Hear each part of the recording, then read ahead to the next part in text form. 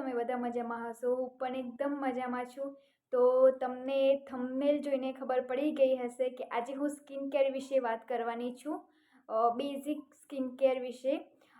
બહુ વધારે skin care follow હું નથી કરતી, એટલા માટે હું તમારી જોડે એ જ શેર કરીશ જે હું પર્સનલી યુઝ કરું છું. તો ચાલો બધાથી પહેલાં હું વાત કરું ફેસ વોશ, ફેસ ક્લીન કરવાથી વાત કરું તો હું યુઝ કરું છું પ્લમ્પનું ગ્રીન ટી ફેસ વોશ, જે તમે જોઈ શકો છો. ગ્રીન ટી ફેસ વોશ જે તમારું ઓઇલ કંટ્રોલ કરે છે અને ફાઇન લાઇન્સ, પિમ્પલ્સ અને ઓઇલ કંટ્રોલ કરવામાં હેલ્પ કરે છે. બટ ફાઇન લાઇન્સ તો ઠીક, એવું હું માનતી નથી. આમાં લખેલું છે કે ફાઇન લાઇન્સ ને પિમ્પલ્સ ને ઓઇલ કંટ્રોલ કરે છે, પણ હા, ઓઇલ કંટ્રોલ કરે છે. મેં યુઝ કર્યું છે પર્સનલી. બહુ જ સારું ફેસ વોશ છે. હું તો આને યુઝ કરું છું. બહુ સારું છે જેની ઓઇલી સ્કિન અને સેન્સિટિવ સ્કિન હોય એના માટે. પછી હું વાત કરું મોઇશ્ચરાઇઝર, જે તમને ખબર જ છે, કારણ કે મારા પહેલાંના વિડીયોમાં પણ મેં તમને વાત કરી હતી કે હું સેટાફિલનું મોઇશ્ચરાઇઝર યુઝ કરું છું, જે મારું મોસ્ટ ફેવરેટ ફેસ વોશ છે. એ તો તમને ખબર પડી જ ગઈ હશે, કારણ કે દરેક વિડીયોમાં હું આને જ યુઝ કરું છું. એટલે આ ફેસ વોશની મેં વાત કરી હતી કે સેન્સિટિવ સ્કિન, ડ્રાય સ્કિન માટે બહુ જ સારું ફેસ વોશ છે. તો આના વિશે હું કંઈ કહેવા માગતી નથી વધારે. બટ પછી હું વાત કરું સનસ્ક્રીન. તો સનસ્ક્રીનની પણ પહેલા વિડીયોમાં મેં વાત કરી હતી બીજી સનસ્ક્રીન વિશે. તો હું યુઝ કરું છું શેડો જેલ સનસ્ક્રીન. એ મારી ફેવરેટ સનસ્ક્રીન છે. હું પણ આ બધા પ્રોડક્ટ રિસન્ટલી જ યુઝ કરું છું, કારણ કે હું પણ પહેલાં સ્કિન કેર નથી કરતી ફોલો.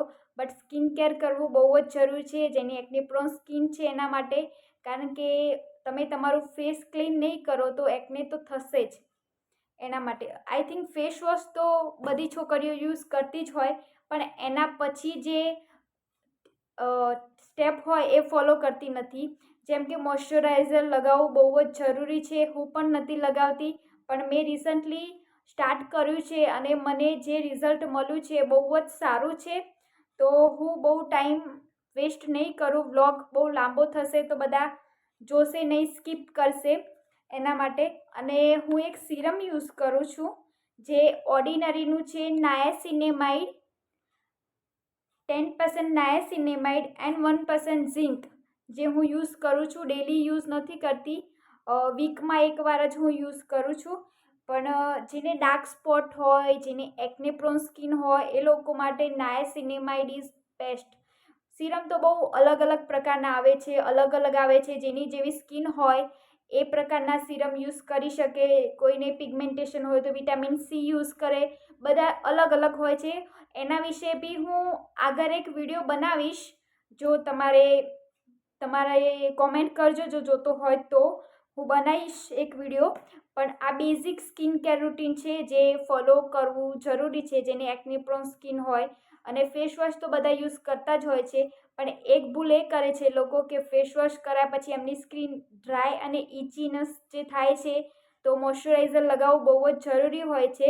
તો બસ આજના વિડીયોમાં બસ આટલું જ હતું. જો તમને આ વિડીયો ગમ્યો હોય તો please like, share and subscribe કરજો. Bye by.